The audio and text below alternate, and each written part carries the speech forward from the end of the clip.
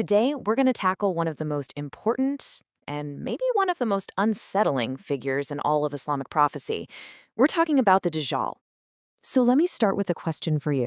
What if I told you there was one single danger so immense, so profound, that every single prophet, without exception, warned their people about it?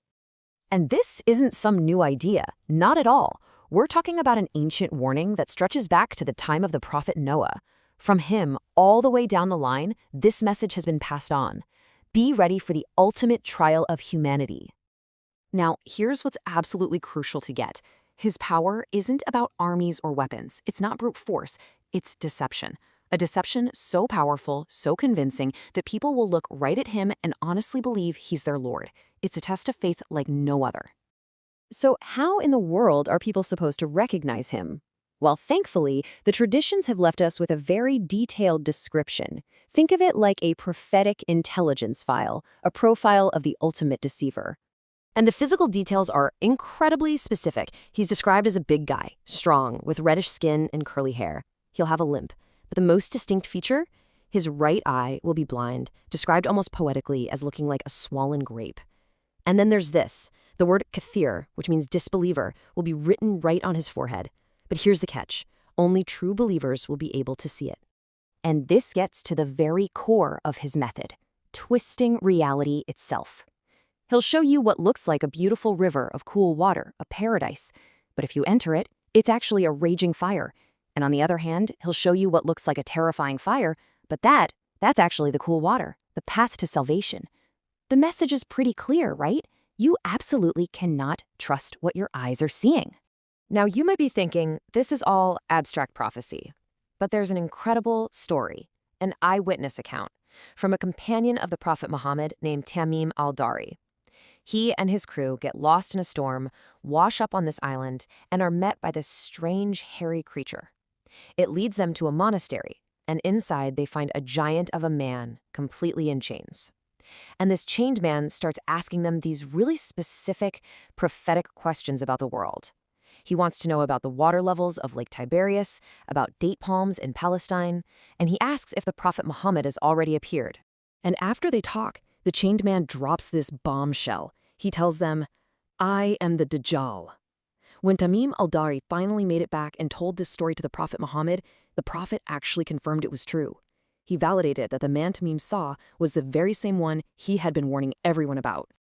But here's the thing. The prophecy is bigger than just one person.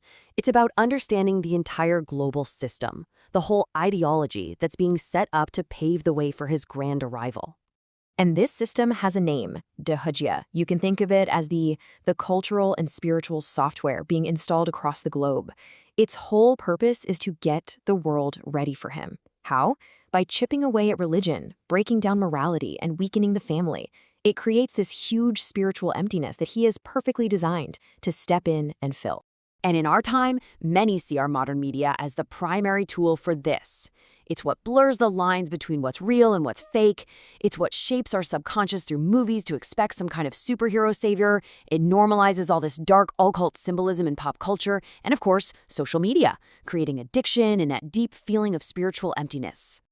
Okay, so now we're getting to what is, without a doubt, one of the most complicated and, well, explosive parts of this whole prophecy, how this figure is seen across the different Abrahamic faiths. So here's the conflict in a nutshell. Both Islam and Christianity have these major prophecies about a final, great deceiver, the Dajjal or the Antichrist. But at the same time, certain branches of Jewish tradition are waiting for a messianic king who will come and lead them to victory. The prophecies seem to be on a direct collision course. And when you put them side by side, you can really see where things start to overlap. The Dajjal is said to have a huge following of Jews from Isfahan. The Messiah is expected to bring victory to the Jewish people. Both figures are centered around Jerusalem. Both are tied to the rebuilding of the temple. This incredible overlap forces Islamic scholars to ask a really heavy question. Is it possible that the savior one tradition is waiting for is the deceiver the other is warning against? So this collision course is what sets the stage for the final act. The prophecies lay out a whole sequence of events, a kind of countdown that leads to the ultimate showdown. And a lot of believers will tell you that the minor signs, the warm-up act, have already happened. Prophecies about barefoot shepherds competing to build tall buildings, a world drowning in information but starved of real wisdom, a general moral decay. I mean, you can see why people feel like the groundwork is already laid. The final countdown really kicks off with a 3-year global famine. In that first year, the sky holds back a third of its rain. Things start to get tough. In the second year, it gets much, much worse. Now 2/3 of the rain is gone. The earth produces 2/3 less. The world is getting truly desperate now. And then, in the third year, it all stops. 100%. No rain. Nothing grows. You have a world in absolute agony from hunger and thirst. It's the perfect environment for someone to show up promising food and water. This is the stage set for the Dajjal's grand entrance. But that deception doesn't get the final word. The endgame is prophesied very clearly. Isa, Jesus, will return, descending at a white minaret in Damascus. He'll join the Muslims, led by the Mahdi in prayer. And just the sight of him will cause the Dajjal's power to literally melt, like salt in water. The final battle happens at the Gate of Lud, and there, Isa defeats the Dajjal, and his reign of lies is over. So we'll end with this powerful statement from the Prophet Muhammad. Just think about that. Think of everything humanity has ever been through, all the wars, the plagues, the tyrants, and this trial is described as the single greatest test of all time. It's a sobering thought, and it really forces you to think beyond just one person and consider the kind of world, the kind of deception that could make such a thing possible. Why this trial? Why is it the greatest? That's a question worth thinking about.